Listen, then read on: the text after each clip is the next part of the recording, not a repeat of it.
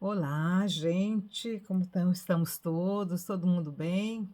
Graças a Deus.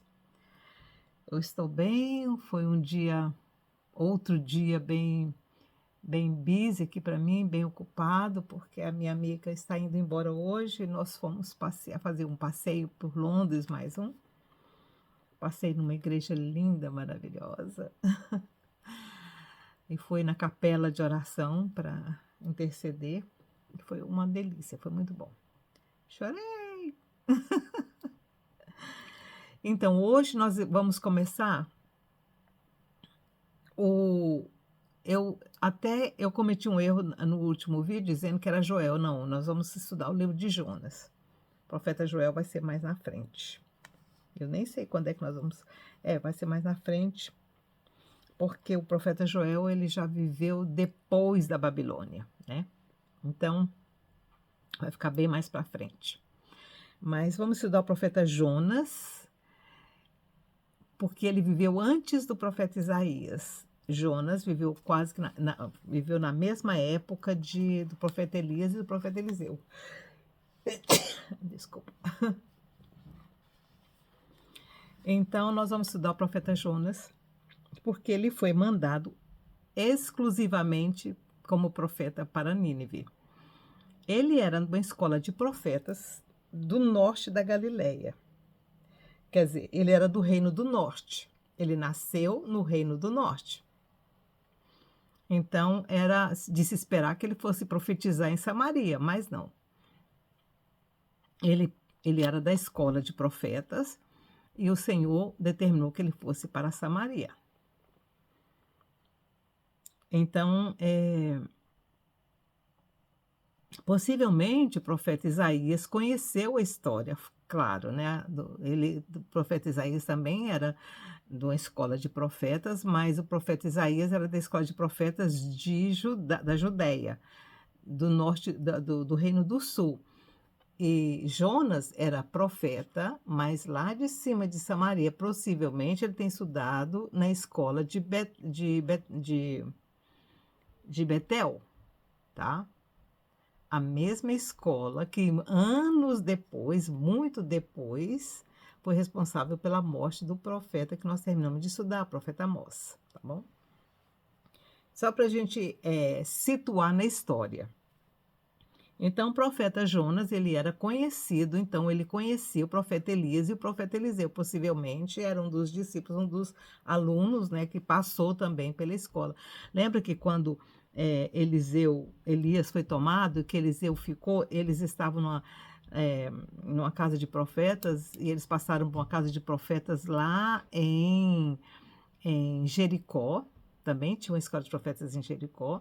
Eles passaram, e aí, quando Elias e Eliseu atravessaram o Jordão para o outro lado, atravessou dois, atravessou Elias e Eliseu. Quando Eliseu voltou, ele voltou sozinho, porque Elias já tinha sido levado no carro de fogo, né? Então, ali também, Eliseu tinha começou a ter os seus alunos como, né, da escola de Eliseu. Então, possivelmente, Jonas conhecia e também havia passado pela escola, a escola de profetas de Eliseu. Mas vamos lá a Jonas especificamente. O nome de Jonas significa pomba, tá? E o pai dele não se sabe muito sobre a história de Jonas, viu, gente? Não se sabe muito do que aconteceu com ele, porque como ele pertencia ao Reino do Norte, depois que foi tudo destruído, muita coisa se perdeu. Então, não as profecias dele, que as profecias dele foram escritas, né? Ele mesmo escreveu o livro dele. Mas é muito pouco se sabe. A única coisa que nós sabemos é que ele morreu na Síria, viu? Ele morreu lá em Nínive e foi sepultado lá. Ele não voltou para o Reino do Norte, ele não voltou para Israel. Ele morreu na Síria, que hoje é o Iraque. Tanto é que tem o túmulo de Jonas lá no Iraque, viu? as ruínas do túmulo de Jonas no Iraque. Então, Jonas, ele talvez ele não tenha tido condições de voltar para a terra dele, viu? Apesar de não ser longe, em termos assim de distância, não era tão longe. Eu vou mostrar para vocês o mapa. É um mapa pequeno, mas eu vou tentar mostrar bem de perto para vocês verem o que aconteceu com Jonas, tá? Eu vou mover aqui, vou tirar para vocês verem, tá? Eu vou explicar aqui tentar colocar bem pertinho para vocês verem. Essa aqui, tá vendo? Olha, Jonas nasceu aqui, ó. Ele nasceu por aqui assim, ó, tá? Ele nasceu por aqui. Ele foi mandado para Nínive aqui, tá? Aí ele não quis, ele saiu daqui, que era a terra dele. Tá vendo como que onde ele morava era perto de Nínive? Mas não, Nínive era bem aqui. Ele saiu daqui, do lugar que ele morava, e veio para Jopa, aqui, para pegar um navio. E olha para onde que Jonas ia fugindo. Olha a distância, gente. Ele realmente queria fugir. Tá vendo? Ele entrou num navio aqui e, por certo, ele estava mais ou menos por aqui quando a coisa começou a piorar. E aí jogaram ele no mar. E ele foi trazido de novo para cá, dentro de um peixe. Agora, ele estava aqui, ele foi mandado para aqui, fugiu para cá, pegou um navio aqui e queria ir para aqui, que Tarquish é na Espanha. Agora você imagina. Ele queria sair daqui do Mediterrâneo, né, para ir para a Europa. E Deus Deus parou ele bem por aqui. Isso aqui, ó, é onde a minha filha mora, bem pequenininha aqui, ó, é Chipre, tá vendo? Uma ilha bem pequenininha que tem aqui. Então, gente, para vocês terem uma ideia de como é que Jonas estava tentando fugir de Deus mesmo. Ai, meu Deus. É terrível, né? É terrível.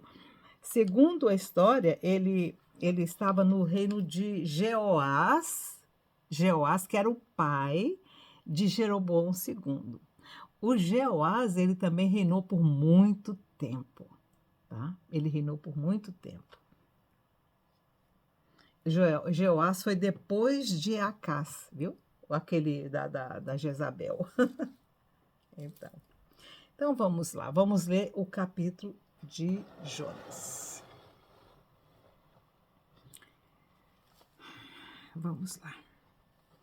Jonas foge do Senhor. É aquela coisa que eu mostrei para vocês ali. Veio a palavra do Senhor a Jonas, filho de Amitai, dizendo: Levanta-te, vai à grande cidade de Nínive e clama contra ela, porque a sua malícia subiu até mim. Quer dizer, o Senhor, pela sua infinita misericórdia, estava tentando avisar para Nínive, para a Síria, que um dia, num futuro bem distante, ela seria completamente destruída. Um futuro distante para aquela época, uns 100 anos depois, é que Nínive foi destruída, tá? Então, o Senhor, pela misericórdia dele, isso aqui, gente, foi antes que Nínive se tornasse um poderio muito grande e que invadisse Israel, tá? Porque Nínive, a Síria só se tornou bem grande, não no reinado de Jeoás, que era o pai de Jeroboão, mas na época de Jeroboão, porque quando Jeroboão II estava governando, é que a Síria foi lá e invadiu, tá? Então, essa palavra para Jonas veio uns 100 anos antes da destruição de Nínive, tá? Nínive foi destruída pelos medo-persas, tá? Depois de Nabucodonosor. Levanta-te, vai à grande cidade de Nínive e clama contra ela, porque a sua malícia subiu até mim. Nínive estava se tornando uma potência, tá? Por isso que o Eterno já mandou um profeta lá e falou: ó, cuidado com o que vocês estão fazendo. Mas Jonas levantou-se a fim de fugir de diante da face do Senhor para Tarsis, desceu a Jope, onde eu mostrei para vocês, né? Onde achou um navio que ia para Tarsis. Ele nem sabia para onde que ele estava indo. Meu Deus, ele pensou assim, Tarsis é um nome bem distante, né? Eu vou para lá. E realmente era, né? Seria no mínimo, gente, naquela época, uns 6 meses de viagem, tá? Para chegar lá. Porque os navios não tinham muita potência, né, gente? Pagou a sua passagem, e olha, ele tinha dinheiro para pagar a passagem para ir para a Europa, hein? E embarcou nele, a fim de ir com eles para Tarsis, para longe da presença do Senhor.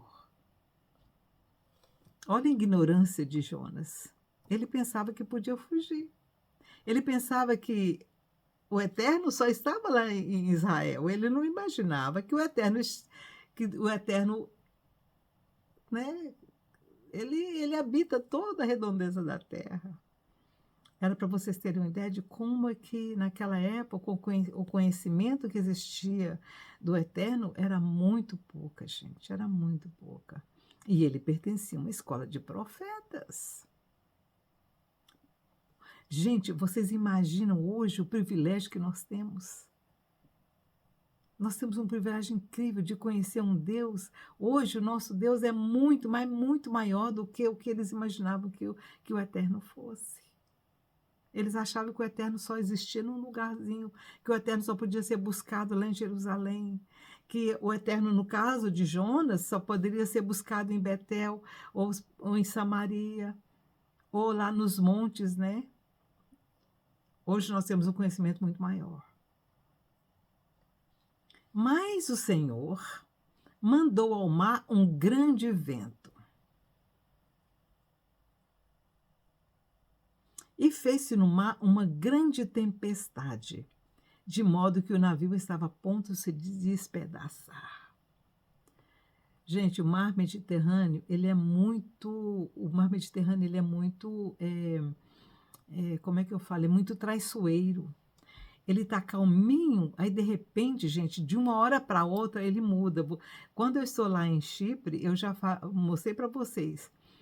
Se vocês forem ver os meus vídeos anteriores, quando eu estou em Chipre, eu mostro a diferença do mar Mediterrâneo. Como é que a gente fala moody, ele é temperamental. O mar Mediterrâneo é temperamental. Tem hora que você pensa assim, nossa, tá tudo. Aí, de repente, vem aquela tempestade, sabe, que quebra as ondas assim, e lá tem muita pedra. Porque é uma ilha vulcânica, então tem muita pedra. E aquela área ali, ela é vulcânica, né? Uma área que tem um cinto, o cinto que eles falam, o cinto verde, o vermelho, né? Passa por lá, gente. Passa pelo mar Mediterrâneo.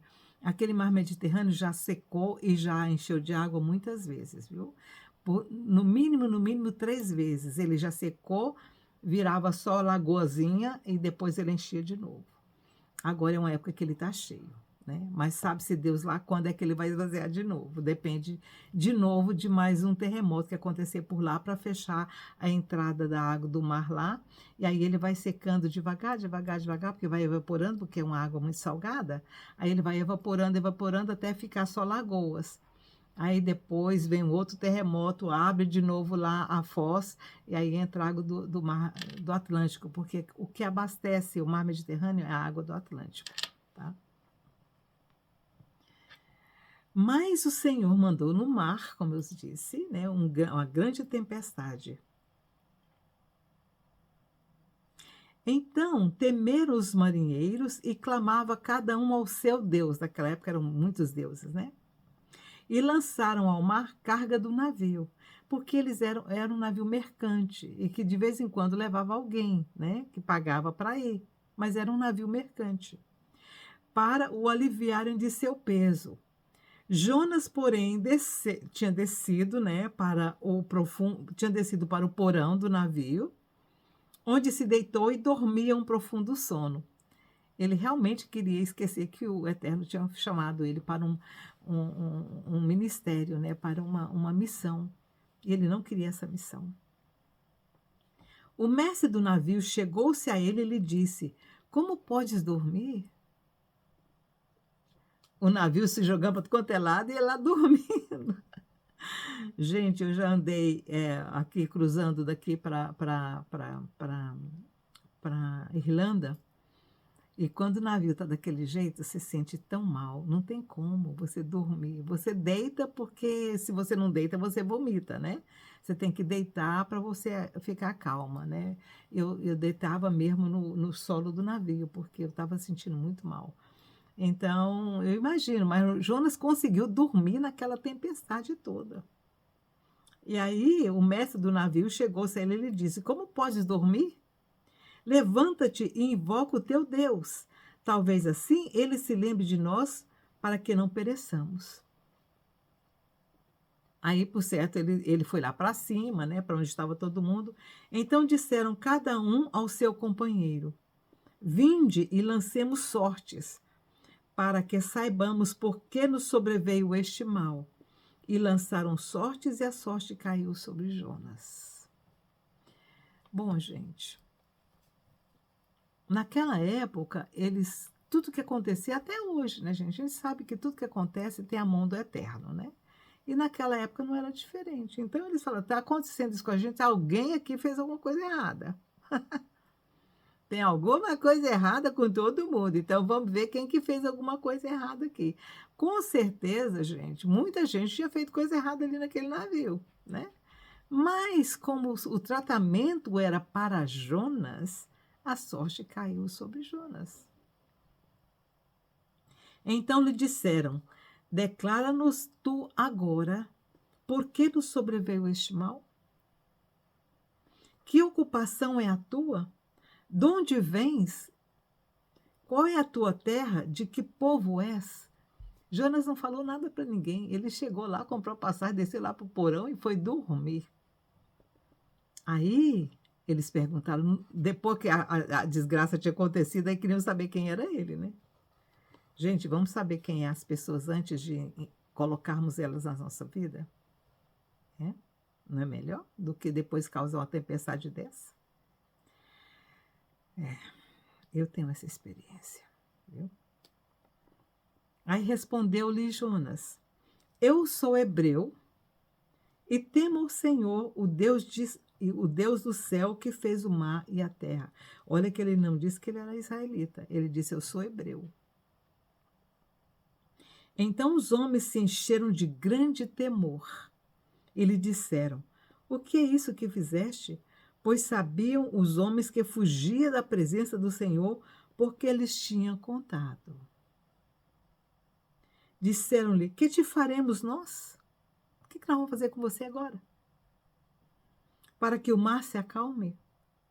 Porque o mar se elevava e engrossava cada vez mais. O Senhor estava tratando com Jonas. E, por certo, tratando com Jonas, ele estava tratando com todos ali do navio, porque, com certeza, gente, eu vou falar para vocês, aquele povo nunca mais esqueceu quem que era Jonas e quem que era o Deus de Israel. Deve ter havido bastantes conversões naquela época. Cada um falava: deixa eu ir lá para Jerusalém, né? Deixa eu ir lá para Betel. Né? Ele lhes disse: Levantai-me e lançai-me ao mar. E o mar se aquietará. Eu sei que por minha causa vos sobreveio essa grande tempestade. Entretanto, os homens remavam, esforçando-se por alcançar a terra, mas não podiam, porque o mar se ia embravecendo cada vez mais contra eles. Por certo, eles tentaram chegar até Chipre, porque Chipre ficava bem entre Israel e para onde eles estavam indo, né? Por certo, eles tentaram chegar a Chipre, que era a ilha mais perto ali. Chipre é a ilha mais perto de Jope, né? Da costa de Israel. Mas eles não conseguiram. Agora, o que eu vou comentar com vocês é o seguinte: eu acho que Jonas pensou: agora que eu vou fugir mesmo, né? Porque agora eles vão me lançar no mar, eu vou morrer e aí eu fico livre de Nínive. Entre morrer em Nínive por pregar contra Nínive, eu vou morrer aqui no peixe, que é muito melhor, porque Nínive, eles eram muito cruéis, né, gente? Os assírios eram muito cruéis, tanto é que quando eles entraram e invadiram lá o território de Israel, lá o reino do norte, que destruíram Samaria, a maldade foi muito grande, viu, gente? Muito grande, mas muito grande. Todas aquelas profecias de Amós se cumpriram literalmente. Eles, depois de abusar das mulheres, eles as matavam cruelmente, até abrindo, quando elas estavam grávidas, o próprio ventre. Eles eram muito maus. Então clamaram ao Senhor. Ó Senhor, nós te rogamos, clamaram ao Senhor, Deus de Jonas, que agora eles estavam temendo ele. Então clamaram, aí Jonas pôde pregar, né, gente? Deus obrigou Jonas a pregar. Deus obrigou Jonas a dizer: eu sou um profeta, fugindo da presença do Eterno, de Jeová, de Yahvé, de Hashem, e por isso está acontecendo isso.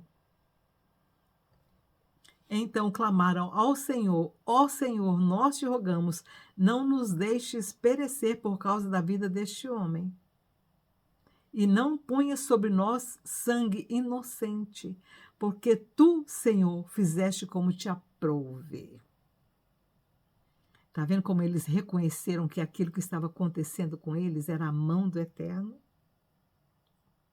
E com certeza, gente, isso levou à salvação de muitos deles, tá?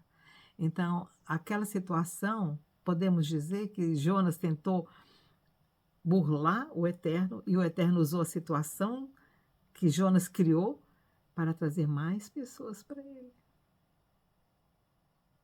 Então levantaram a Jonas e o lançaram ao mar, e cessou o mar da sua fúria. Temeram, pois, estes homens ao Senhor com grande temor, e ofereceram sacrifícios ao Senhor e fizeram votos. Viu? O erro de Jonas trouxe salvação para muitos. Mas o Senhor deparou um grande peixe para que tragasse a Jonas. E Jonas esteve 3 dias e 3 noites nas entranhas do peixe. E aí termina o capítulo 1 do livro de Jonas. Quanta lição para nós hoje, hein? Primeiro, não adianta fugir da presença do Senhor. Lembra o que ele disse em Amós? Mesmo que você entre dentro da terra, eu vou buscar você de lá, em cavernas. Mesmo que você vá para dentro do mar, se esconda lá nas profundezas do oceano, eu vou lá te buscar. Ele fez isso com Jonas. Fez isso com Jonas. Mesmo que você suba lá em cima para o céu, eu vou te derrubar de lá.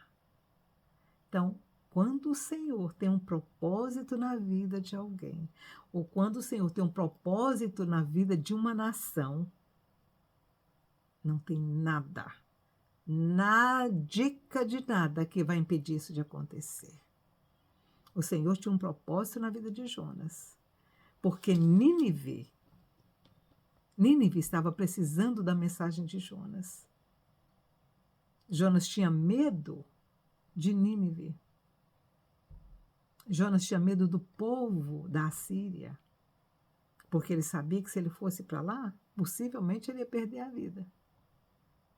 E ele amava mais a vida dele do que amava o ministério que ele tinha como profeta. Outra lição para a gente aprender. Quem protege os profetas é o Senhor.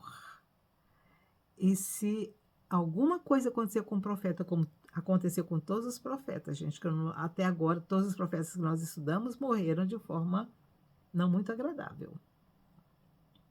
Mas até nisso, há um propósito do Altíssimo, há um ensinamento ali.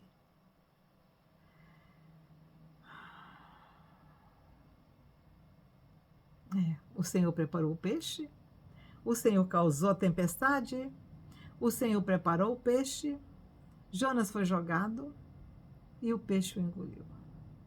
E aí vem um tratamento mais sério ainda na vida de Jonas. Você imagina como é que Jonas não ficou dentro desse peixe? Dentro do estômago desse peixe? Com todas como é que chama esse líquido, né? Os líquidos gástricos dentro desse peixe. O sofrimento de Jonas lá dentro, no escuro, sem saber onde ele estava, porque ele deve ter sido jogado no mar e ele nem viu onde que ele entrou. Ele só percebeu que ele continuava vivo, que ele não tinha morrido.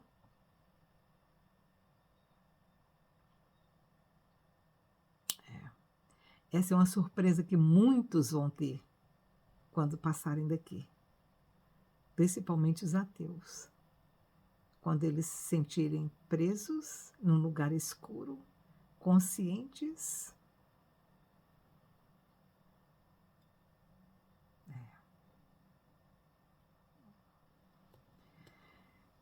Esse foi o primeiro capítulo de Jonas. É um livro interessante, né? E amanhã estaremos vendo o segundo capítulo, que é a oração de Jonas. Tenham uma boa noite aí no Brasil e que eu espero que vocês estejam gostando dessa nossa caminhada, dessa nossa jornada com os profetas do Velho Testamento. Tenham uma boa noite aí no Brasil. Tchau, tchau.